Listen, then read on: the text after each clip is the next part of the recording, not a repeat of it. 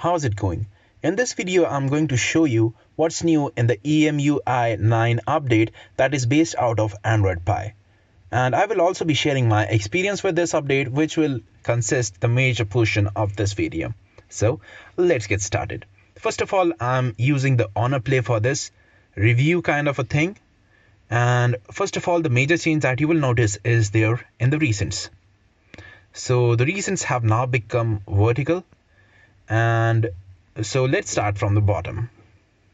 Now there are some system navigation features. Some of these were already present in Android Audio as well, but let's have a look at it. You have gesture based navigation here as well. You can press, you can swipe from the left and right to go back. You can go home by this usual feature that's written here. You can just swipe up, and you can swipe up and hold for recent tasks. So that's pretty interesting. And there's also a shortcut for Google Assistant as shown here in the video. There's also the option for single key navigation. So you can tap on it to go back. For home screen, hold and press. For recent tasks, just hold and swipe it right or left. And for the Google app, as you can see here, swipe up from the edge of the screen to launch the Google app. And you can even hide this. The auto hide navigation feature will be useful to make the apps full screen. Right now I use this 3-key navigation. I like it. As you can see, you can hide it. This gestures thing has kind of an issue with the Nova launcher, so that's why I'm using this 3-key navigation.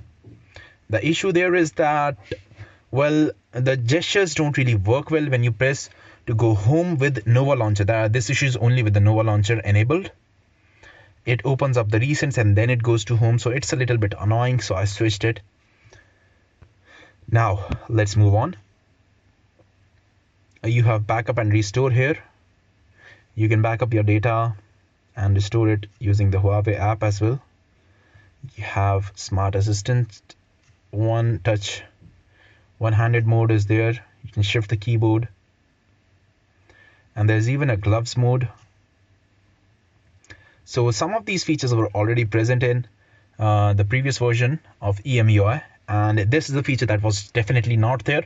This is the digital balance. It helps you balance, say, your mobile and work life. A lot of you spend a lot of time on smartphones and you may be concerned by it. I'm not, so I've not really enabled it. But if you are concerned, you can set time limits on it. As you can see, here is my time duration, last 7 days. As you can see, I play a lot of PUBG. So these are the things that it shows. These are all the apps.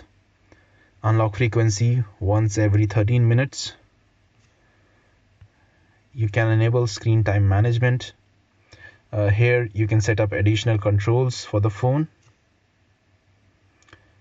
You can get notified when you have crossed certain screen on time for the day, and it will notify you that, oh, you set the 6-hour limit and now you're crossing it. So you will get that notification, so you know that you have already spent more than 6 hours for the day. And there's even a performance mode here that was not present in the audio version of this ROM, and it is pretty useful and you might need it.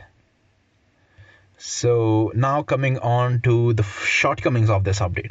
So the biggest issue that everyone is having with this update and wanting to switch back is that it's a very annoying thing.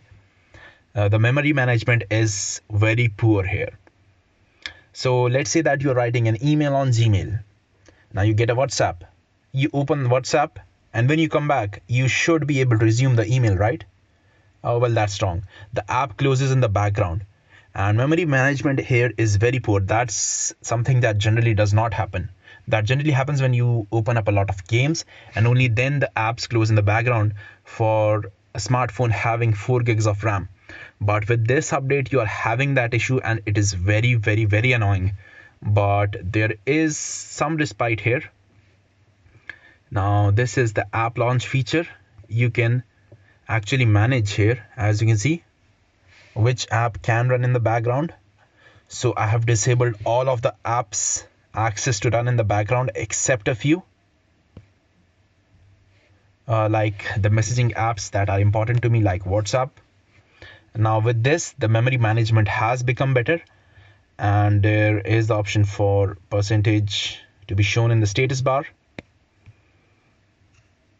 as you can see. But the battery life overall is pretty decent for me. It is as good as Oreo in my opinion. And there's even the option of smart resolution. You can auto adjust it depending on the screen. The phone will adjust whether to use HD plus or full HD plus. So I've enabled that, and when it is on 720p, the battery usage is better, and even for some reason the recent app management is better that I had mentioned before, like apps closing in the background, that becomes better when you are using the 720p. So we have had, oh, and another surprise here, another shortcoming I might say with this update. Huawei has now made Facebook a system app here. So Facebook installer and these kinds of things has been made system apps by Facebook for some reason. So there was a lot of bloatware here, and I have disabled some of it. So you have, as you can see, Facebook app installer is a system processor. So it's really difficult to get rid of Facebook if you haven't disabled it. So if you don't use Facebook, do make sure to disable it, because Facebook and Instagram are the most power intensive, data intensive things that are out there. And if you don't use Facebook, you should definitely disable these, because with this Facebook automatically updates their app and installs it. So it's kind of annoying for me. And you had the feature of app twin here. It is available for WhatsApp and Snapchat only for me.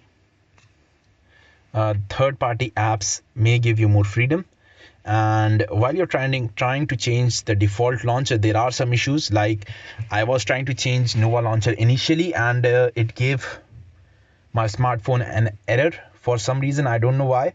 I tried installing and reinstalling it, and the error just kept popping up. But after a couple of uninstalls and reinstalls, I was able to use the Nova launcher. So that's pretty decent. Now, most of the other things are pretty much the same. And yes, as you can see, the panel for sound has changed. Here it is. You can change things here. So yeah, it opens up the settings here. But all the time when you increase or decrease the volume, it's the media volume.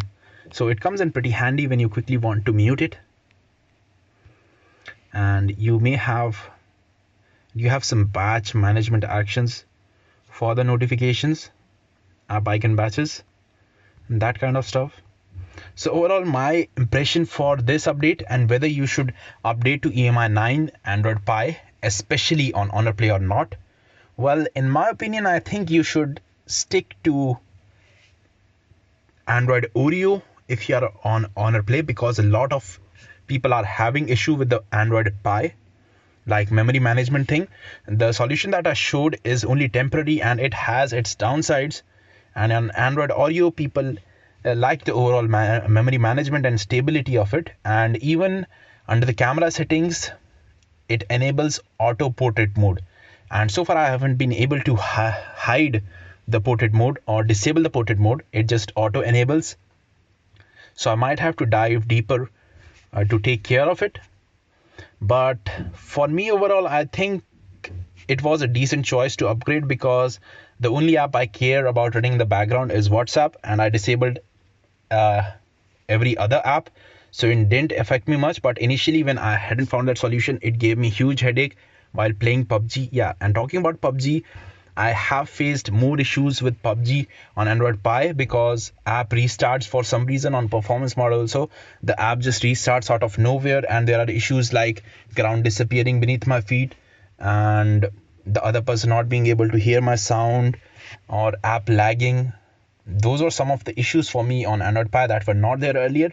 But one improvement I have seen from Android Oreo in the Android Pie update is that picture-in-picture mode has become definitely better for me here. So that's something I liked, because the picture-in-picture mode was a little troublesome for me on Android Oreo. So those are my overall impressions for this Android Pie EMUI 9. So what do you think about this update? Let me know your thoughts in the comment section below, and let me know whether you have upgraded to Android Pie or not. And so that's pretty much it for this video. Thank you for watching. Have a nice day.